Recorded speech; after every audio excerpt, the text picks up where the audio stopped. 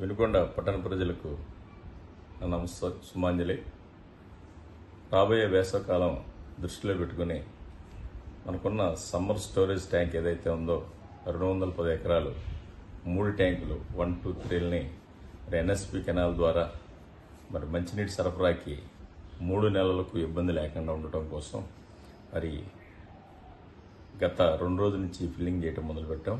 మరి గౌరవనీయులు రాష్ట్ర ప్రభుత్వ చీఫ్ విప్ మరియు వినుకొండ శాసనసభ్యులు శ్రీ జీవి ఆంజనేయులు గారి సూచనల మేరకు, వారి ఆదేశాల మేరకు రాబోయే 3 నెలల్లో వేసవికాలం పట్టణ ప్రజలకు ఎటువంటి నీటి ఎద్దడి లేకుండా, నీటి సరఫరాలో ఎటువంటి ఆంతర్యం కలగకుండా మరి వారు చెప్పిన సూచనలు సలహాల మేరకు మరి మనకున్న సమ్మర్ స్టోరేజ్ ట్యాంక్ 210 ఎకరాలని నింపడం జరుగుతుంది.